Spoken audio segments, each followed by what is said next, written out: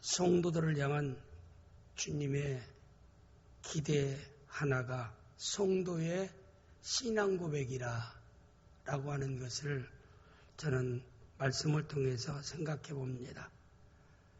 오늘은 먼저 성도들이 주님께서 기뻐하시는 신앙 고백이 어떤 고백이 있겠는가? 객관적으로 저는 세 가지의 기본적인 신앙 고백을 우리가 하나님 앞에, 주님 앞에 고백할 수 있다라고 생각됩니다. 먼저는 믿습니다라고 하는 믿음의 고백입니다. 히브리 11장 6절 말씀을 한번 보겠습니다. 히브리 11장 6절 말씀.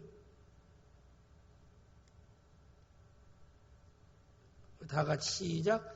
믿음이 없이는 하나님을 기쁘시게 하지 못하나니 하나님께 나아가는 자는 반드시 그가 계신 것과 또한 그가 자기를 찾는 자들에게 상 주시는 이심을 믿어야 할지니라. 그러니까 하나님을 기쁘게 하고 주님을 기쁘게 하는 건 뭐라고 그랬어요? 믿음이라겠어요. 믿음이 없이는 너희가 하나님을 기쁘게 할 수 없다. 그러니까 하나님이 우리를 통해서 고백받기를 원하는 신앙 고백은 뭐예요? 믿습니다. 여러분, 따라서 내가 주님을 믿습니다. 내가 믿습니다. 네. 우리 인간과 대인관계에서도요, 믿는다라고 하면은 사실 누구나 좋아합니다. 아내가 남편에게 나는 당신을 믿어 하면은 기분이 좋은 거예요. 누구나 당신은 내가 못 믿어. 태초부터 당신을 못 믿어. 결혼 끝난 그때 신혼여행부터 내가 당신을 믿을 수 없는 사람으로 신뢰할 수 없게 되었다. 그런 고백을 만약에 남편이 아내로부터 들었다고 생각해 보세요. 그러면 남편 역시 뭐라고 나는 너를 믿는다 그러겠어요? 네가 나를 안 믿는데 나는 너를 믿을 수 있느냐? 메아리입니다. 대인관계에서요. 소통을 위한 중요한 것은 한 사람으로 안 되는 거예요. 상대적입니다. 그러니까 먼저 우리 예수 믿는 성도들은 항상 내가 섬기는 자가 먼저 되라. 내가 겸손한 자가 되라. 내가 먼저 대접하는 자가 되라. 성경에는 계속 그렇게 말씀하고 있어요. 네가 먼저 대접을 받으면 너도 받은 대로 상대를 대답해 주라. 다른 사람이 너를 섬겨주면 너도 그 사람을 섬겨줘라. 성경에 그렇게 말씀한 것이 있습니까? 아니에요. 메시아인 예수 그리스도 이 땅에 오셔서 나는 섬김을 받으러 온 것이 아니라 뭐라고 했어요? 섬기러 왔느니라. 너희가 으뜸이 되고자 하느냐? 종이 되어라. 우리는 하나님과의 신앙관계 속에서도 마찬가지예요. 주님이 우리를 통해서 고백받기를 원하는 신앙고백, 믿습니다는 고백을 주님이 기뻐하신다라고 말씀하고, 믿음이 없이는 주님을 기쁘시게 할 수 없다. 이 말은 믿습니다라고 고백할 때 주님이 기뻐한다 이 말입니다. 믿습니다는 신앙고백이 왜 소중한 줄 아십니까? 마태복음 16장 16절 17절 말씀을 보겠습니다. 시몬 베드로가 대하여 이르되 주는 그리스도시요 살아계신 하나님의 아들이니이다.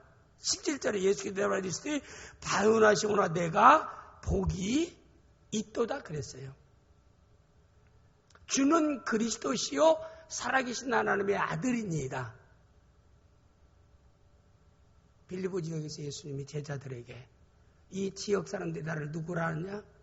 어떤 사람은 세례 요한이라고 합니다. 엘리야라고 합니다. 에레미야라고 합니다. 선지자 중에 하나라고 합니다. 빌립보 지역 사람들이 나를 누구냐라고 하는 것도 중요하지만 나를 따르는 제자인 너희는 나를 누구로 믿고 있느냐? 그럴 때 베드로가 말해 주는 그리스도시요 살아계신 하나님의 아들이니이다. 그럴 때 바요나시모나 내가 복이 있도다. 내가 너에게 천국 열쇠를 주겠다라고 했고 음부의 권세가 이기지 못하리라고 말씀했고 땅에서 매이면 하늘에도 매일 것이요 땅에서 매이면 하늘에도 풀리리라고 얘기했고 내 신앙 고백 위에 내 교회를 세우겠다. 엄청난 놀라운 축복의 예수님의 선언이 주는 그리스도시요 살아계신 하나님의 아들입니다. 이게 예수 믿는 겁니다. 예수 믿는 것은요, 교회에 적을 두는 것이 예수 믿는 거 아니에요. 교회에서 직분 받는 것이 예수 믿는 게 아니에요. 내가 헌금 드리는 것이 예수 믿는 것이 아니에요. 베드로처럼 고백하는 거예요. 다 같이 시작. 주는 그리스도시요 살아계신 하나님의 아들이니이다. 이게 믿음 고백이에요. 이 고백 통해서 내가 하나님 백성 되고 하나님의 자녀 되고 왕 같은 제상의 놀라운 반열에 서게 되는 줄 믿습니다. 최고의 고백이잖아요. 이런 고백을 하는 사람에게 내가 복이 있다. 너는 복 있는 사람이다. 여러분 복이 있는 사람이 복이 없는 사람이에요. 환경 보고 말하지 말고 내가 지질이도 경제적으로 어려운데 내가 뭐가 복이 있다라고 생각하세요. 내가 기대하는 다른 사람한테 부러워하는 세상적인 기준의 남편을 만나지 못했는데 내가 무슨 복 있는 여자예요. 내 자식들이 별로 상급과 기쁨도 안 드는데 어찌 내가 복 있는 사람이에요. 성경은 뭐라고 얘기하고 있어요? 그런 거 다 초월해서 너는 복 있는 사람이다. 어떤 사람에게요? 예수 믿는 사람에게. 성경적인 말을 하는 거예요. 내가 믿습니다. 믿음을 통해서 엄청난 놀라운 축복의 결과가 주어져요. 이게 구원에 이르는 믿음입니다. 또 한 가지 주여 내가 믿습니다는 그 믿음은 뭐냐면은 믿습니다 또 믿습니다 그걸 얘기하는 게 아니라 삶에 문제가 있을 때 문제를 해결할 수 있는 주님으로 믿는 거, 그걸 생활의 믿음이라고도 얘기하고 은사적인 믿음이라고도 얘기합니다. 고린도 12장 9절에 어떤 얘기는 성령으로 믿음을, 이건 은사적인 믿음입니다. 구원에 이르는 믿음은 크고 적은 게 없어요. 다 똑 동일해요. 그러나 은사적인 믿음은 여기 앉아있는 여러분이 다 달라요. 프로테이즈로 얘기한다면 어떤 50% 올라간 사람이 있고 60% 올라간 70% 80% 올라간 사람, 믿음의 막대 그래프를 그리자면 다 다르다 이 말입니다. 그래서 우리 주님은 큰 믿음을 가진 사람이 내 믿음이 크도다. 그 다음에 적은 믿음을 가진 사람이 뭐라 했어요? 믿음이 작도다. 믿음이 작은 자의 특징이 뭐예요? 걱정하며 사는 사람.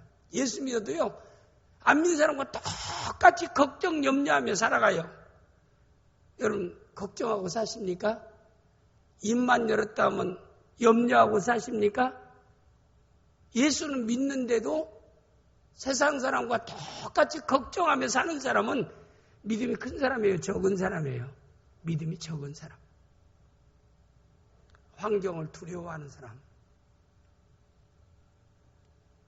이런 사람도, 무서워하는 사람도 믿음이 적은 사람. 어떤 일에 의심하는 것, 하나님의 응답과 역사와 구원을 믿지 못하는 의심, 이것도 믿음이 적은 사람이다.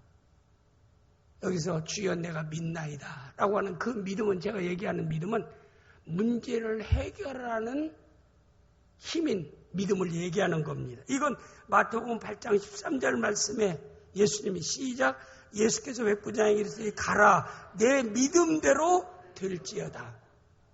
백부장은 조간 하인을 위해서, 그가 하인까지도 사랑했어요. 믿음의 사람이기 때문에. 현대 그 당시에 의술로서 치료 불가능합니다. 애처로워요. 뭐 하인 하나는 돈 주고 사고 팔고 있는 시대이기 때문에 하나의 도구 중에 하나인데도 그렇게 생각하지 않았어요. 왜? 믿음 있는 사람은 똑같은 하나님의 형상대로 지음받은 하인이라 할 때 그 인격을 존중해주는 인격적인 믿음의 사람입니다. 백부장은. 마치 자기 아들이 병들어 죽어가는 그런 환경에 처한 것 같이 주님께 달려나와서 간청하는 겁니다. 예수님께서 그에게 이르되 가라 내 믿음대로 될지어다. 가라. 예수님의 믿음이 아니에요. 백부장의 믿음대로 될지어다. 성경에 예수님께서 문제 있는 사람 주님께 오면 내가 이 일할 줄을 믿느냐? 주님이 확인해. 주여 내가 믿나이다. 하면 내 믿음대로 될지어다.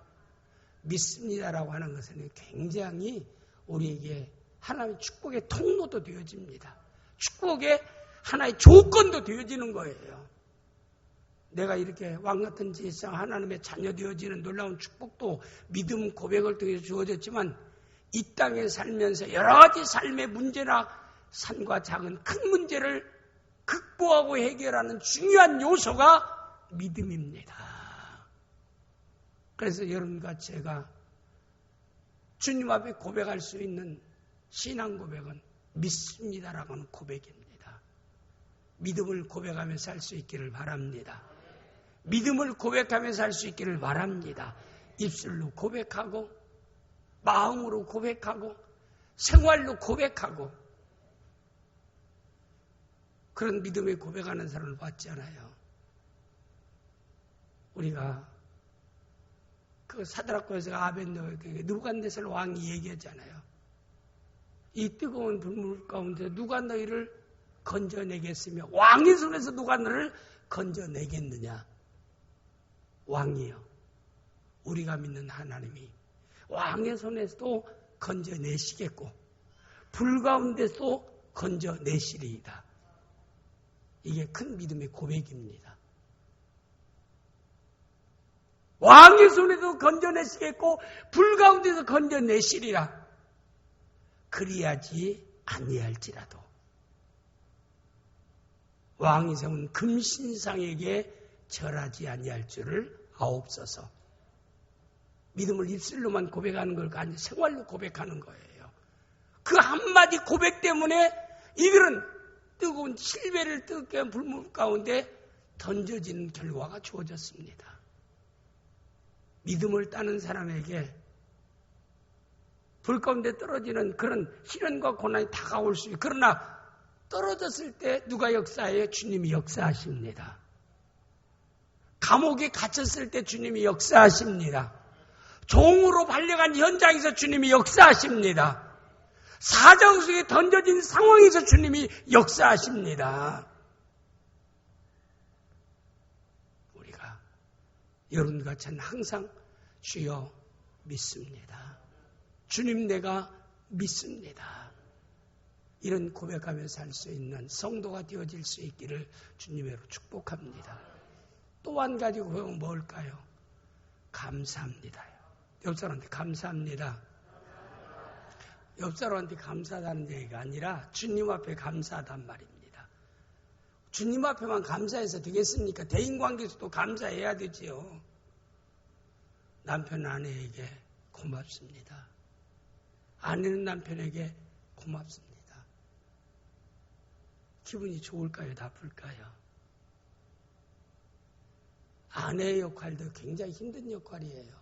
애 낳고 키우고요. 집안 살림하는 거 그게 쉬운 게 아니에요. 아침 먹고 밤늦게까지요. 생활 벌기 위해서 나 직장에서 사업체에서 일하는 그 일도요. 그게 쉬운 일이 아니에요. 때로는 제가 이렇게 음식점 같은 데를 이제 저쪽학교에서 가다 보면은 남자들은 찾아볼 수 없고 좋은 음식점에 여자들만 낮에는 가득 차 있어요. 한국의 남자들만 저럴까.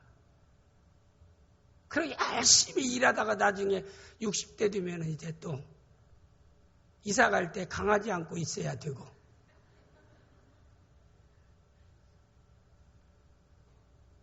제가 얘기하는 것은 서로 고마워해야 된다 이 말입니다. 남자가 여자가 남성 호르몬이 나오기 때문에 60대 이상 50대 후부터는 강해지고 또 남자는 여성 호르몬이 나오기 때문에 양순해진다. 그걸 얘기하고 싶은 게 아니라 서로 고마워해야 된다 이 말입니다. 부모는 자녀에게 고마울 줄 알아야 되고 자녀는 부모에게 고마울 줄 알아야 됩니다. 하나님과의 관계식도 마찬가지예요. 감사해야 됩니다. 살전 5장 18절 말씀에 데살로니가전서 5장 18절 말씀을 보겠습니다. 다 같이 범사에 감사하라. 이것이 그리스도 예수 안에서 너희를 향하신 하나님의 뜻이니라. 믿는 성도가 가장 잘 사는 게 뭐예요? 하나님의 뜻대로 사는 생활이에요. 어떤 사람은 하나님의 뜻을 안다라고요. 66권이 하나님의 뜻을 담고 있기 때문에 오늘 하나님이 나를 향한 하나님의 뜻을 알기를 원합니다. 주시는 말씀대로 내가 오늘 또 순종하겠다고 딱 기도하고 딱 떠보니까 말씀이 뭐냐면 가룟 유다가 목매어 나무에 달려 떨어져 창자가 터져 죽으니라. 이 말씀이 딱 떠오르다는 거예요. 그러면 그 말씀대로 하면 어떻게 해야 돼요? 오늘 나무에 내 목매야 되고 떨어져서 창자 터져서 죽어야 되지 않아요? 제가 얘기하는 말은 신앙생활을 그렇게 주의 말씀대로 산다라고 하면서 그런 식으로 신앙생활에서는 안 되고 아침에 일어나서 하나님 오늘 내가 김치를 담아야 되는데 총각김치를 담아야 될까요? 열무김치를 담아야 될까요? 이런 거 물어보고 그렇게 또 하나님 앞에 그렇게 해서는 안 돼요. 그게 하나님의 뜻대로 사는 것일까요?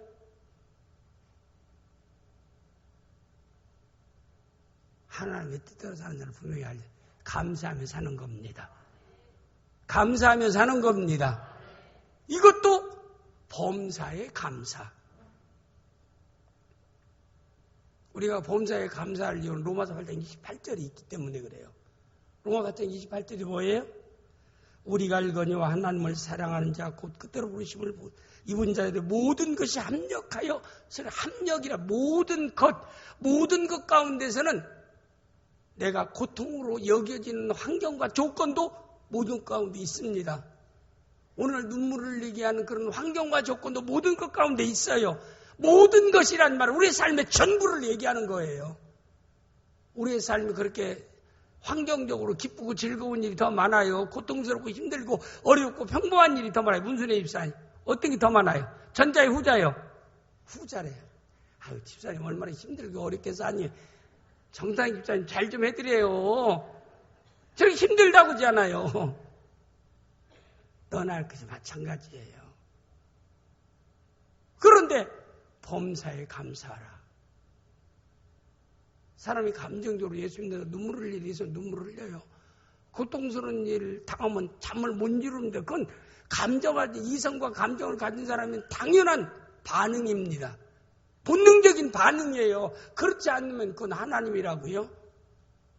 어떻게 대처하느냐가 중요한 겁니다. 믿음의 사람과 불신앙인의 차이점이에요. 우리는 고통스러운 것까지도 주의 손에 있는 일이다. 주의 섭리의 역사. 누가 그렇게 생각했어요? 요셉이 그렇게 생각했어요. 종으로 팔려가도 누명 쓰고 감옥에 들어가도 원망불평하지 않았어요. 형들이 용서를 빌 때 형님들이 나를 애굽의 종으로 판 것이 아니라 하나님 우리 민족을 구원하기 위해서 나를 형님들을 통해서 보내신 분은 하나님이지 형님들이 아닙니다. 형님들을 듣기 좋으라고 한 게 아니에요. 요셉의 사고입니다. 신앙이에요. 여러분과 저는 모든 건 주님의 주권 아래 있습니다. 우리는 모든 일에 감사해야 됩니다. 그러나 단 한 가지 감사해서는 안 될 것이 있다라고 하면은 요나에게 니느웨로 갔는데 다시스로 가서 풍랑 만난 거 감사해서는 안 돼요. 근데 그것도 어떻게 생각하면은 감사의 제목이 될 수 있어요. 자기 삶의 인생의 큰 아픔을 통해서 경험을 해서 이제는 내가 다시는 하나님 말씀하면은 동쪽으로 하면 동쪽으로 하지 서쪽으로 가는 일이 없을 것이다. 아마 요나 그 뒤로는 요나가 그런 일은 없어요. 사람이요. 이렇게 삶을 바꾸는 중요한 계기가 때로는 고난을 통해서도 사람이 훈련받게 그러면 그렇게 생각하면 요나가 불순종해서 다시스로 가다가 풍랑만 나고 물고기 속에 들어간 것도 감사의 조건이 되어지지만은 저는 그런 감사를 성도들이 하기를 저는 원치는 않아요. 차라리 요셉처럼 믿음을 따라 살면서 당하는 그런 고난, 다니엘처럼 기도하는 일을 계속하고 당하는 고난, 사드락과 아벳느고처럼 그 온전히 하나님만 섬기려고 하다가 불 가운데 던지는 그런 고난은 우리는 정말 감사해야 되지만 니네로 가라고 했는데 다시 쓰러 가다가 당하는 그 불 가운데서 그 물속에서 뱃속에서 풍랑무 속에서 감사하는 건 참 우리가 그건 좀 더 지양해야 할 생활이다라고 생각되어집니다. 그러나 우리는 그것까지도 감사해야 됩니다. 모든 일에 감사하며 살 수 있기를 바랍니다. 이게 주님의 뜻입니다. 그 다음에 세 번째 요소는 따라서 사랑합니다. 사랑합니다. 고린도서 13장 13절 말씀 시작. 그런즉 믿음, 소망, 사랑 이 세 가지는 항상 있을 것인데 그 중에 제일은 사랑이라 그랬어요.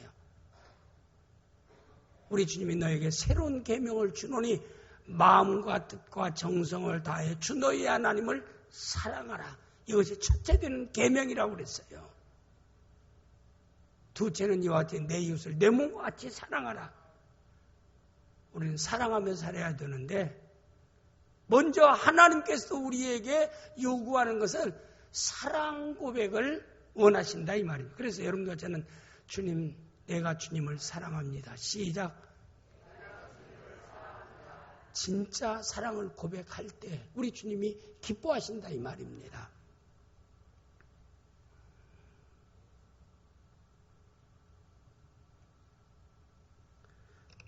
지난 주일 교사대학이 시작됐고 오늘 교사대학이 계속 진행되기 때문에 지난 주일 제목이 뭘까요?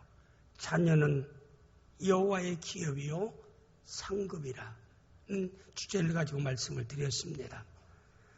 하나님 나라에 허락한 자녀가 기업이 되고 상급이 되기 위해서는 부모의 신앙 교육이 중요하다라고 얘기했습니다. 두 번째로 중요한 것은 선생의 역할입니다. 특히 신앙교육을 전담하고 있는 이 교회학교 선생들의 책임이 크다는 사실을 꼭 기억해야 됩니다.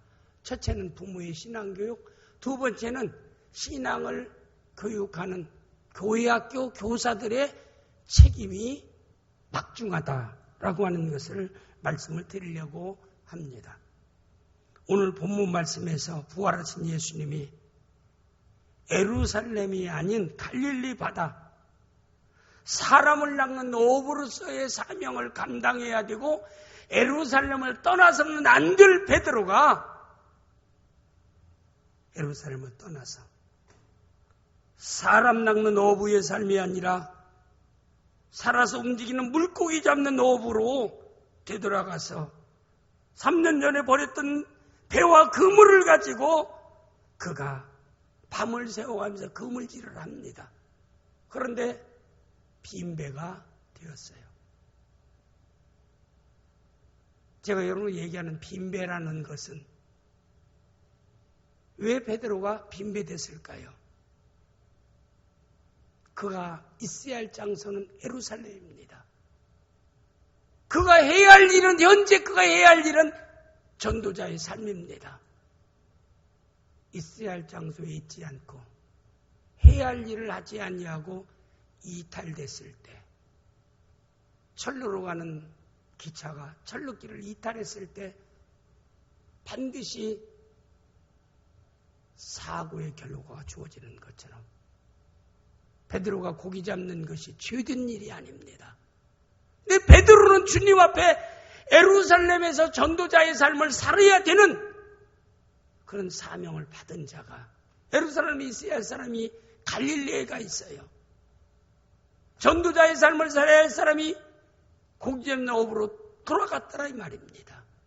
그런데 하나님이 그에게 만선되는 놀라운 복을 준다면 그는 갈릴리에서 떠나지를 않아요. 왜 떠나겠습니까? 애굽에 내려갔던 이스라엘 백성 애굽에서 계속 우대만 요셉 때처럼 우대만 받으면 누가 살기 좋은 이집트의 고센 지역에서 왜 전쟁이 계속되는 이스라엘로 돌아가려고 하겠느냐 이 말입니다. 요셉한테 새로운 왕이 나서 애굽 사람들을 박해하니까 이들이 박해받는 이 장소보다는 우리에게 약속의 땅 가나안 땅으로 가는 것이 낫지 않겠는가라고 하면서 그들이 인도를 구했던 것처럼 베드로와 요한과 야고보는 지금 예루살렘에 있어야 할 사람입니다. 전도인으로서의 삶을 살아야 할 사람인데도 이탈했어요.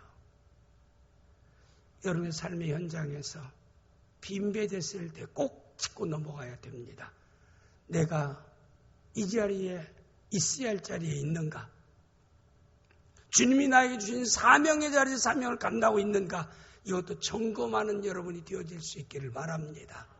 우리 주님은요, 결코 포기하신 분이 아니에요.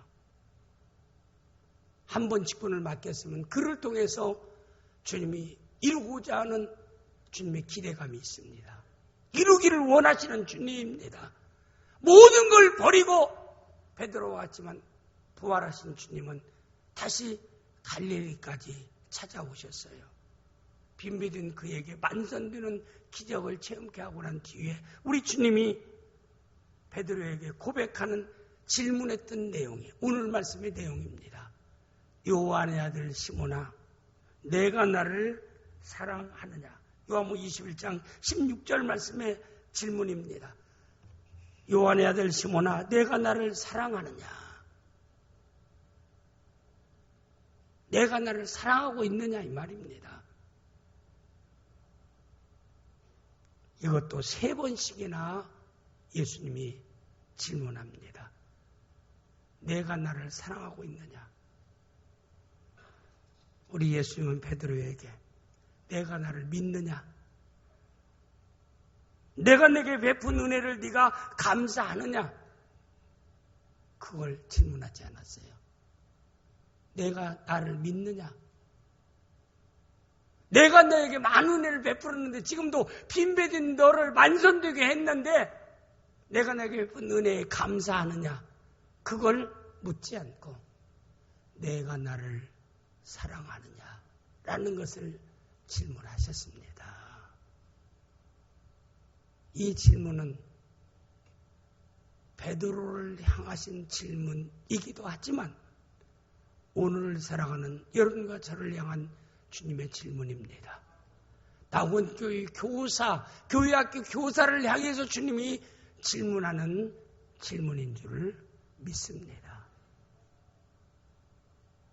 내가 나를 사랑하느냐? 이렇게 주님이 그에게 질문할 때 베드로가 뭐라고 대답한 줄 아십니까?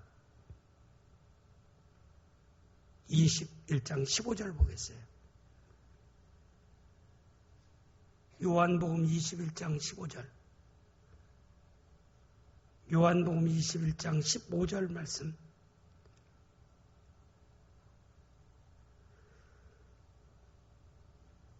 이 하반절 말씀에 보면 내가 나를 사랑하시니 시작 이르되 주님 그러하나이다. 내가 주를 사랑하는 줄 주님께서 아시나이다. 이 말을 우리가 한번 생각해 보세요. 그러합니다. 그러나 내가 주님을 사랑하는 것을 누가 아신다? 주님이 아십니다. 제가 설교하는 게 자장가가 아닙니다. 눈 뜨고 눈으로 제 설교를 들으세요. 이렇게 얘기했는데도 눈 감은 사람은 자리에서 일으킵니다. 난 말하면 그대로 지켜요. 눈을 뜨세요. 좀 심각하게 설교하는데 눈 감고 들으면 돼요. 제가 그런데 예배 때 졸면은 일주일 내에 졸 일만 생긴다고요. 무서운 말이죠. 예배는 삶의 시작입니다. 첫 단추를 끼는 거예요.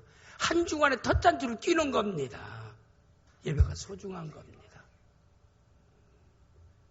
내가 나를 사랑하느냐라고 얘기할 때 그러합니다마는 내가 주님 사랑을 주님이 아십니다. 이렇게 고백했어요. 왜 베드로가 그렇게 고백했다고 여러분 생각되십니까? 3번씩이나 지난날 과거가 있어요. 무슨 과거가 있어요? 마태복음 26장 33절 말씀에 보면은 시작. 베드로가 대답하여 이르되 모두 주를 버릴지라 나는 결코 버리지 않겠나이다. 예수님이 내가 이제 고난을 당하고 죽임을 당하게 된다 하니까 너희가 다 나를 버리고 떠나가리라 얘기할 때 베드로가 예수님, 다른 사람은, 다른 11제자는 다 예수님을 버리고 도망가도 나는 결코 주님을 버리거나 떠나지 않겠나이다. 호언장담했던 사람입니다. 그런데 그의 예수님에게 말씀할 때 베드로가 고백했던 고백이 거짓된 고백이 아니에요. 그 당시 진실된 고백입니다. 아니, 저도 결혼주의를 많이 했지만 신랑과 신부 맹세할 때 거짓 맹세하는 사람이 있을까요? 우규 집사님 거짓 맹세하는 사람이 있다고 생각돼요? 임재은 집사한테 거짓 맹세했어요? 진짜잖아. 건강할 때나 병들었을 때나 형통할 때나 어려울 때나 남편의 아내에 대한 대의와 정조를 지키고 끝까지 변함없이 사랑할 것을 하나님과 성도들 앞에서 모든 내빈 앞에서 맹세하나이다 그랬지요. 그게 거짓말 아니거든요. 진실도 그건 우기호 집사가 임재은 집사에 대한 개인적인 의지적인 고백입니다. 그 진실된 고백이에요. 누구나 사기꾼이 아니면 누구나 어떤 약속을 할 때 진실된 약속을 해요. 그러나 베드로도 그렇게 약속을 그렇게 자기가 그 당시에 주님이 얘기할 때 정말 그런 자기 감정과 생각과 의지가 그랬습니다. 그걸 고백했어요. 그런데 어려운 조건이 처하니까 그 약속을 안 지켰어요. 마태복음 26장 74절에 보면은 다 시작. 그가 저주하며 맹세하이르되 나는 그를 그 사람을 알지 못하노라. 이 세 번째 고백, 예수를 부인하는 거예요. 예수님이 신문받을 때 베드로는 멀리서 따라왔어요. 그래도 멀리 따라온 것만 해도 그래도 제자로서 멀리 따라 도망가지 않고 따라온 것만 해도 다행인데 신문받는 장소에서 그랬어요.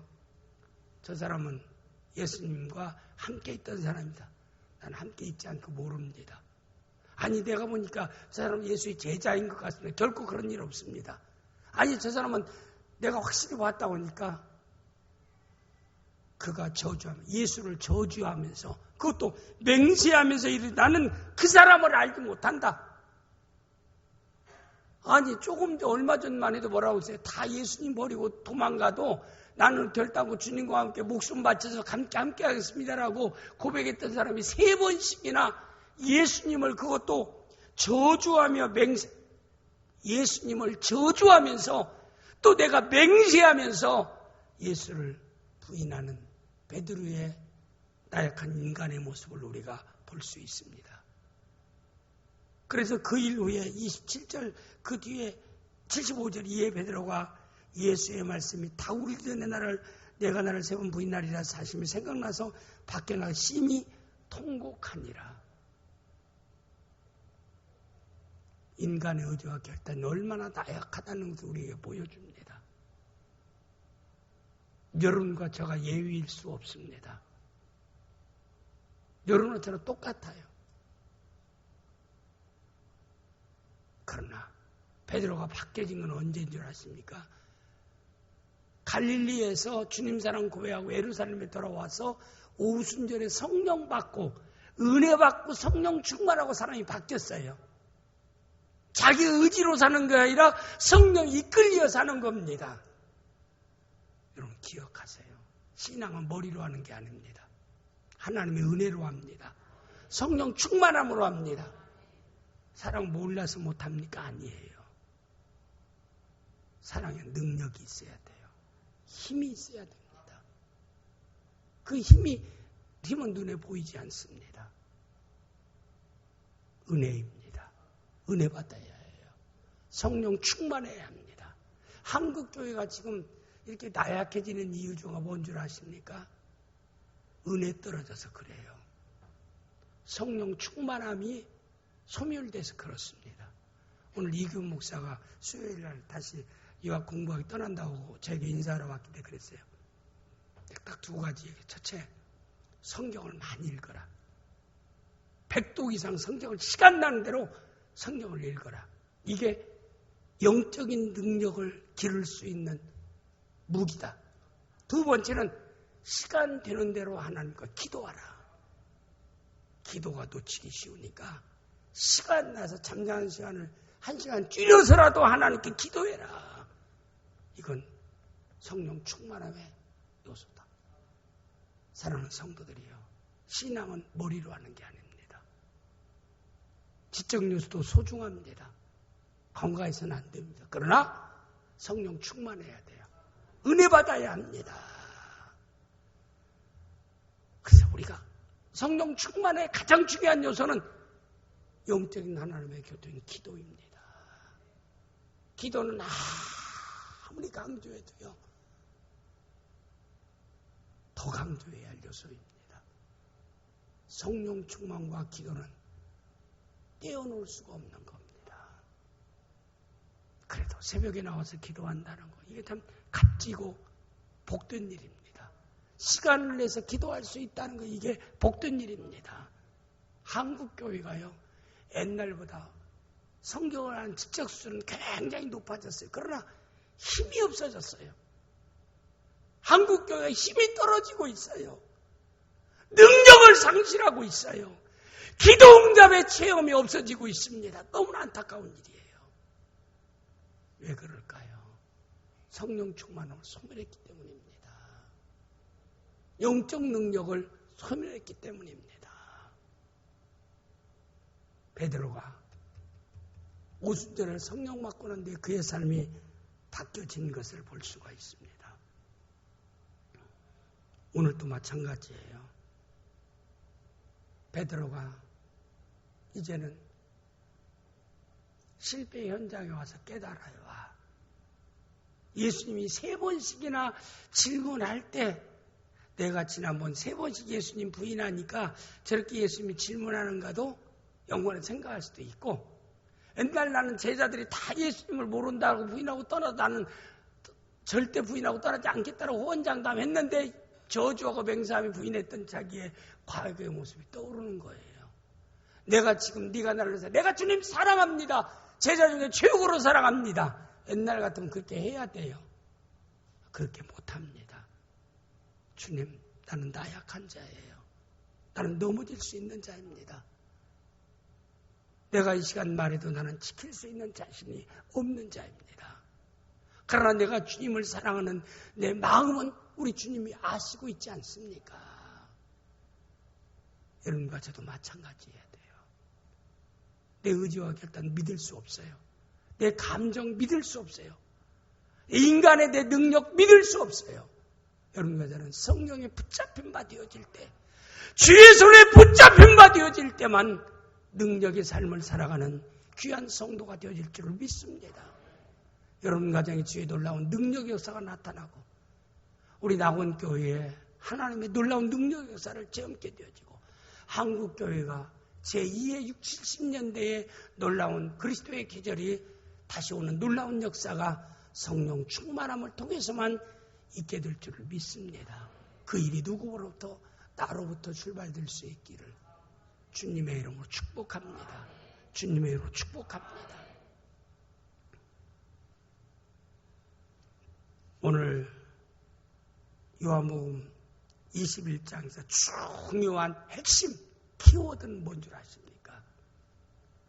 내가 나를 사랑하는 것은 이것이다, 이 말입니다.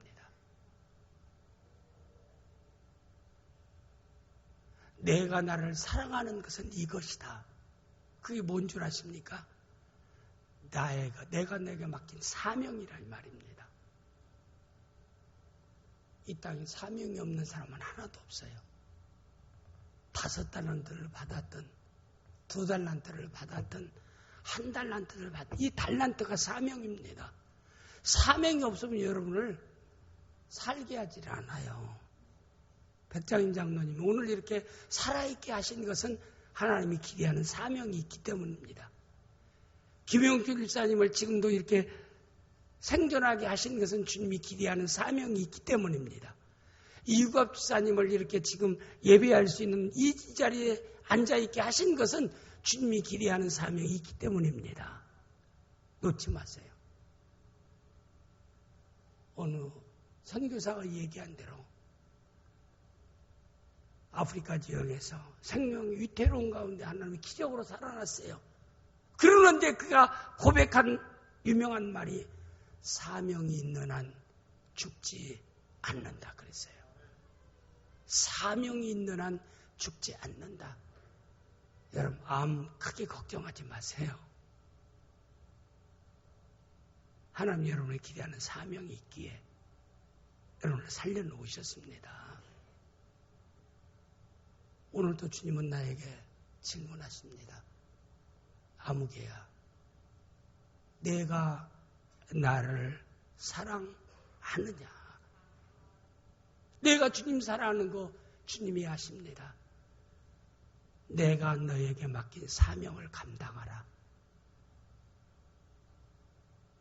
베드로의 사명이 뭡니까? 3년 전에 고기 잡는 어부 베드로를 부르셔서 이후로 사람을 낚는 어부가 되게 하리라. 영혼 구원을 위해서 전도자의 사명을 베드로가 받았습니다. 그가 해야 할 일은 어떤 거예요? 주님의 양을 먹이는 일입니다. 주님의 양을 치는 것입니다. 베드로의 사명이에요. 네가 나를 사랑하는 것은 내가 너에게 준 사명에 충실한 것이다. 오늘 내가 나를 사랑하는 것은 나원교회 교회학교 교사로서의 사명에 충실한 것이 내가 나를 사랑하는 것이다. 집사의 직분에 충실한 것이 내가 나를 사랑하는 것이다. 목사의 직분, 교역자의 직분, 장로의 직분, 권사의 직분, 구역장의 직분, 성가대의 직분, 하나님 주신 그 직분에 충성하는 것이 나를 사랑하는 것이다라고 주님이 말씀하고 있는 것입니다. 내 어린 양을 먹이라, 내 양을 먹이라는 것은, 어린 양이라고 하는 것은 뭘까요? 신앙의 연조가 짧다는 것도 되어지고 믿음의 크기가 적은 것, 초신자를 어린 양이라고 표현될 수도 있고, 또 내 양은 연조가 있고 신앙에 좀 높이가 있는 이런 성도를 의미하기도 합니다. 치라는 건 뭘까요? 돌보라는 겁니다. 먹이고 치는 일은 뭐예요? 이미 그리스도의 양된 주님의 양을 그에게 하나님 말씀을 잘 전하고 잘 가르치고, 그리고 그를 제자 세워서 또 다른 제자로 파송할 수 있는 이 사명을 너는 감당해야 된다. 그런 뜻이 어린 양을 먹이라, 내 양을 치라, 내 양을 먹이라라고 말씀하신 사명의 요소입니다. 오늘 여러분과 저도 다 사명자입니다. 기본적으로 복음을 전해야 할 사명자입니다. 그리고 또 우리에게